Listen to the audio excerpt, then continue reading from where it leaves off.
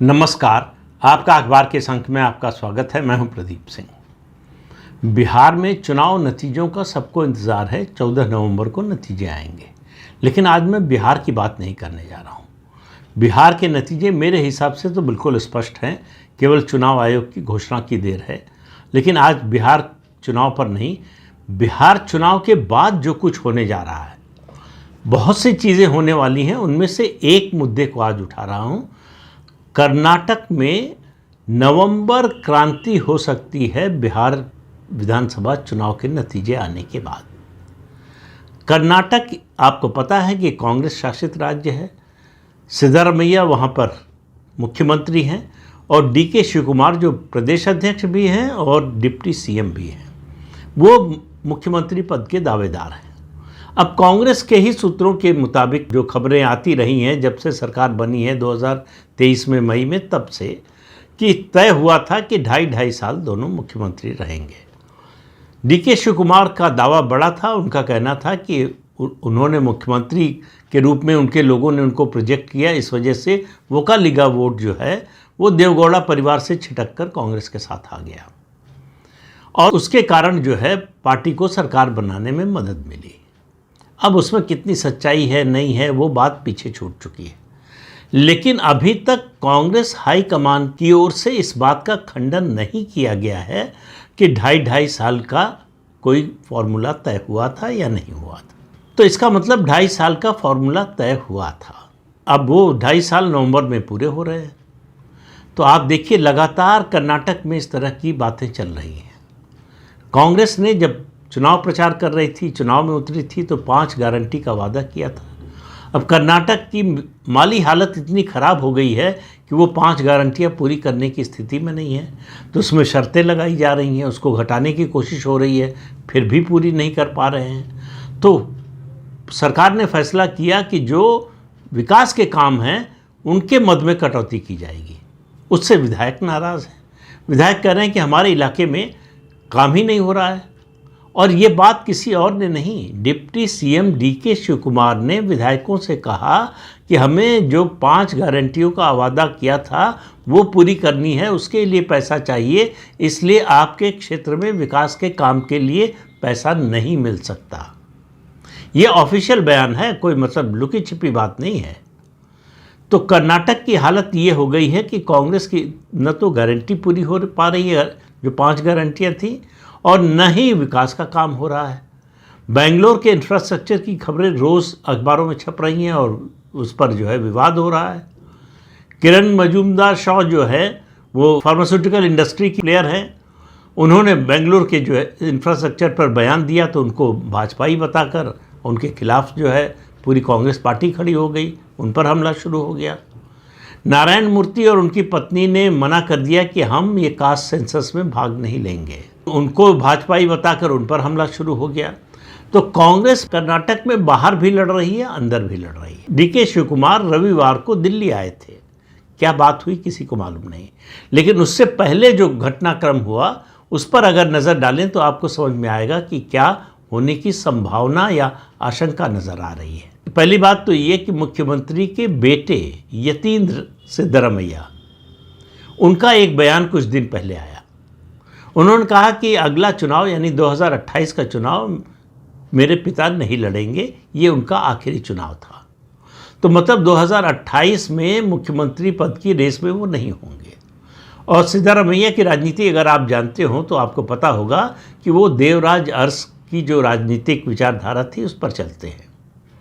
और देवराज अरस अहिंदा की राजनीति करते थे। अहिंदा मतलब एक गठबंधन, जिसको कन्नड़ में अहिंदा कहते हैं। इसमें कौन कौन शामिल है? मुसलमान, दलित, जनजातीय लोग और उसके अलावा पिछड़ा वर्ग। इन जाति समूहों को मिलाकर अहिंदा बनता है। सिद्धरामैया की ताकत वही है। वो मुख्यमंत्री बने ही इसलिए, पहले जनता दल में थे। जब उन्होंने देखा देवगौड़ा अपने बेटे को आगे बढ़ा रहे हैं, उनके लिए मुख्यमंत्री का पद खाली नहीं है, तो वो जनता दल छोड़कर कांग्रेस में आ गए। कांग्रेस में मुख्यमंत्री बन गए। अब इस बार दूसरी बार मुख्यमंत्री बने हैं। लेकिन उनकी उम्र, स्वास्थ्य और जो राजनीतिक परिस्थिति है उसमें उनको लगता है कि अब मैदान से हट जाना चाहिए, लेकिन वो 2.5 साल के फॉर्मूले को स्वीकार करने को तैयार नहीं। डीके शिव कुमार सार्वजनिक रूप से कुछ नहीं बोल रहे हैं। वो कह रहे हैं जो हाईकमान तय करेगा वही होगा, और ये भी बोल रहे हैं कि सिद्धारमैया 5 साल मुख्यमंत्री रहेंगे। लेकिन उनके लोग खुलेआम बोल रहे हैं कि अब डीके शिव कुमार के मुख्यमंत्री बनने का समय आ गया है। मैंने एक वीडियो में बहुत पहले बताया था कि डीके शिव कुमार के लिए ये आखिरी मौका है। सिद्धारमैया तो आखिरी मौके का इस्तेमाल कर चुके, लेकिन डीके शिव कुमार के लिए आखिरी मौका है, क्योंकि अगर इस बार मुख्यमंत्री नहीं बनते हैं तो वोकालिगा वोट उनसे जो आया था और जो पहले से था दोनों छिटक जाएंगे। दूसरी बात यह है कि 2028 के चुनाव में आज से साफ दिखाई दे रहा है कि कांग्रेस के लौटने की कोई उम्मीद नहीं है। भ्रष्टाचार का जो स्तर हो गया है, जिस स्तर पर भ्रष्टाचार है और आपसी सरफुटौल है, तो सिद्धारमैया के बेटे यतीन्द्र सिद्धारमैया ने एक बयान दिया अपने पिता के बारे में, तो बोला ही भविष्य भी तय कर दिया कर्नाटक में कांग्रेस का। उन्होंने कहा सतीश जारकिहोली जो है वो अहिंदा की राजनीति को आगे बढ़ाएंगे। उन्होंने कहा कि सतीश जारकिहोली मेरे पिता की जगह नेतृत्व संभालने में सक्षम है, ऐसे लोगों को नेतृत्व सौंपा जाना चाहिए। अब इस पर बड़ी कंट्रोवर्सी हुई, तो सिद्धारमैया ने एक कार्यक्रम में इसका स्पष्टीकरण दिया। उन्होंने कहा कि उनका ये मतलब नहीं था कि सतीश जारकिहोली को भविष्य में मुख्यमंत्री बनाया जाना चाहिए। मेरे बेटे के बयान का मतलब था, यतीन्द्र के बयान का मतलब सिर्फ इतना था कि सतीश जारकिहोली मेरे बाद अहिंदा की राजनीति को आगे बढ़ाएंगे। अब आप इसका अर्थ निकालते रहिए। सवाल यह है कि मुख्यमंत्री के बेटे को कांग्रेस पार्टी के भविष्य के नेतृत्व का निर्धारण करने का या उसके बारे में फैसला करने का अधिकार कहाँ से मिल गया? तो कर्नाटक में कांग्रेस में फ्री फॉर ऑल है, सब लोग बोल रहे हैं। इस मामले में एक एक्स मिनिस्टर हैं कर्नाटक के, राजन्ना, उनका भी बयान आया है। सब लोग अपनी बात कह लेते हैं, उसके बाद आखिर में कहते हैं कि अंतिम फैसला हाईकमान करेगा। और कांग्रेस की हालत ये हो गई है कि यहाँ तक कि कांग्रेस के जो राष्ट्रीय अध्यक्ष हैं मल्लिकार्जुन खड़गे, वो भी कहते हैं कर्नाटक के बारे में फैसला हाईकमान करेगा। यानी वो मानकर चलते हैं कि कांग्रेस का राष्ट्रीय अध्यक्ष हाईकमान की श्रेणी में नहीं आता या उस गिनती में नहीं शामिल है। और सबको मालूम है कि कांग्रेस हाईकमान का मतलब सिर्फ 3 लोग, सोनिया गांधी, राहुल गांधी और प्रियंका वाड्रा। कांग्रेस में इसके अलावा और कोई हाईकमान नहीं है। इस हाईकमान को पिछले कुछ सालों में या दशकों में कहें, अगर किसी ने चुनौती दी है तो वो है तेलंगाना के मुख्यमंत्री रेवंत रेड्डी, जिन्होंने एक इंटरव्यू में कहा कि मैं किसी हाईकमान को नहीं मानता, मेरा कोई हाईकमान नहीं है, कोई मुझे नहीं बता सकता कि मैं कैसे काम करूंगा। इसके बाद भी रेवंत रेड्डी अपने पद पर बने हुए हैं। इससे पता चलता है कि ये जो हाईकमान नाम की चिड़िया थी वो उसके पंख कतरे जा चुके हैं।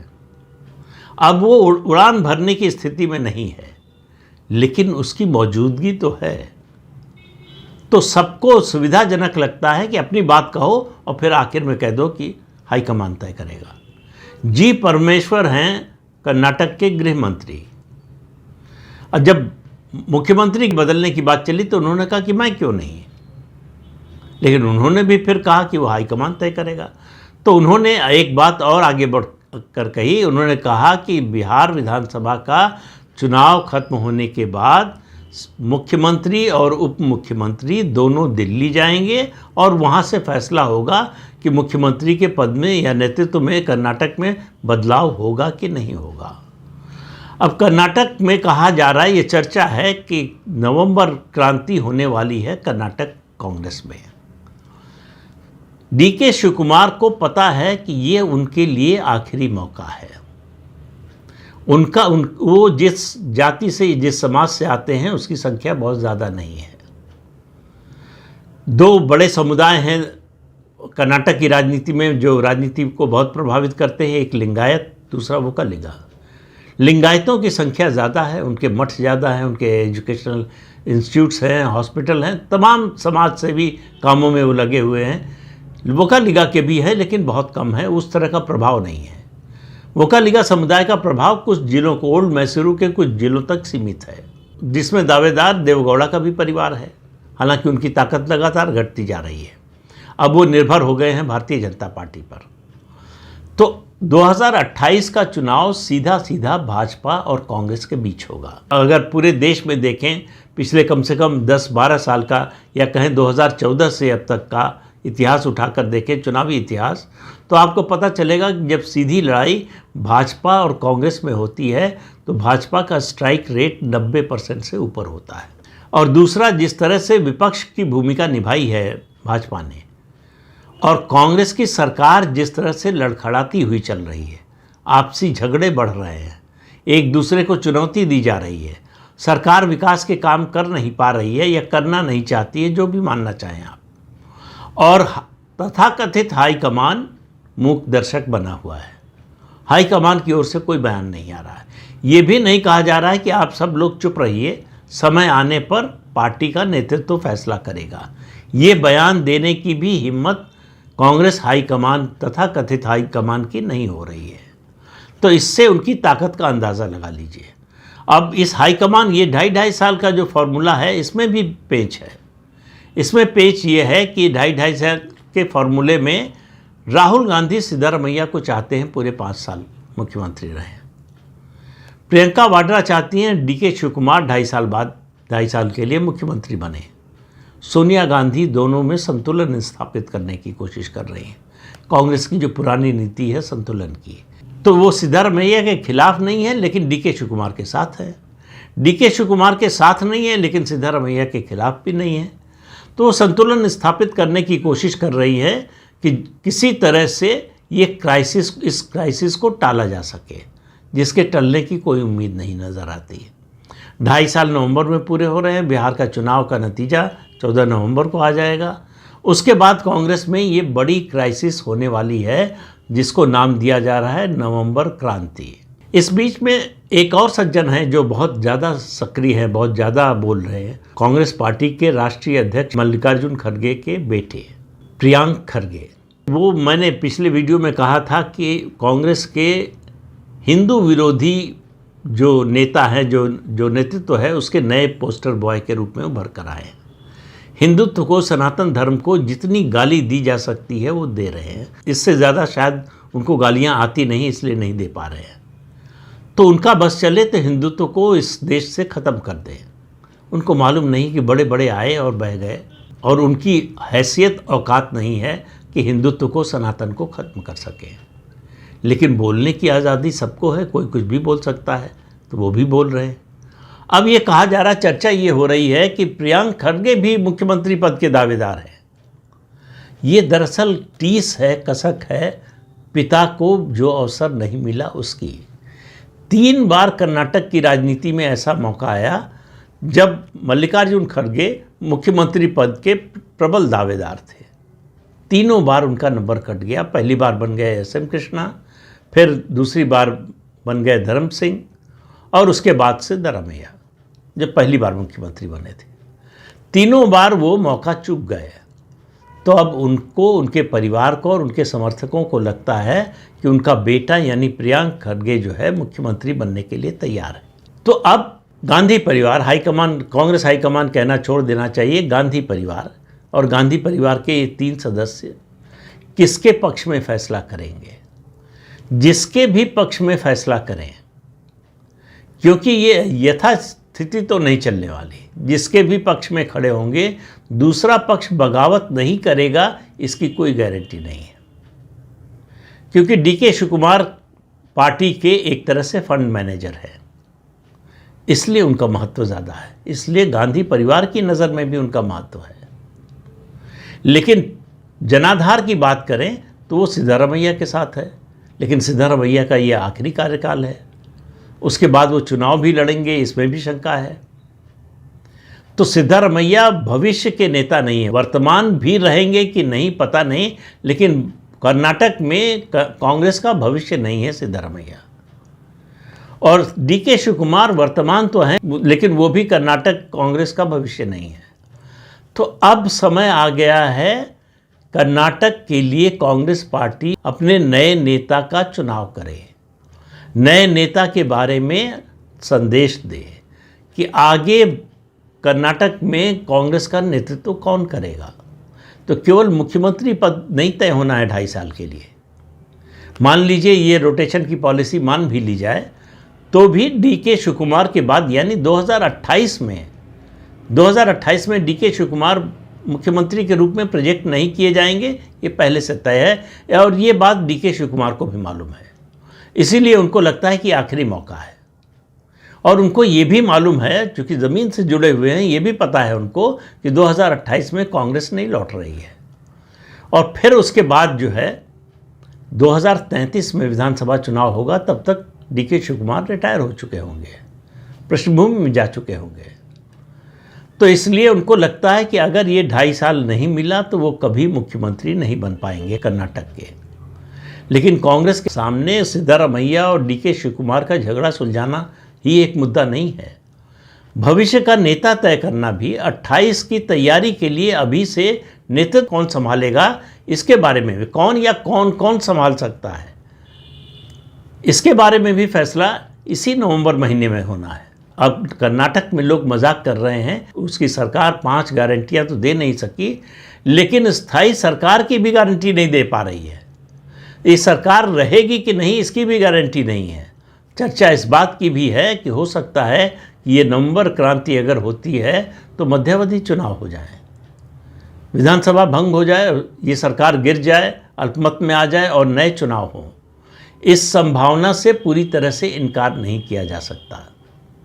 लेकिन इस सब के बारे में वास्तविकता का पता चलेगा 14 नवंबर के बाद। तो अब 14 नवंबर में ज़्यादा दिन तो रह नहीं गए हैं, तो इंतज़ार करते हैं। तो इस अंक में इतना ही, अगले अंक में फिर मिलेंगे किसी नए मुद्दे के साथ। तब तक के लिए अनुमति दीजिए। आपसे अनुरोध है कि ये चैनल देखिए, शेयर कीजिए, लाइक कीजिए और सब्सक्राइब जरूर कीजिए। नमस्कार।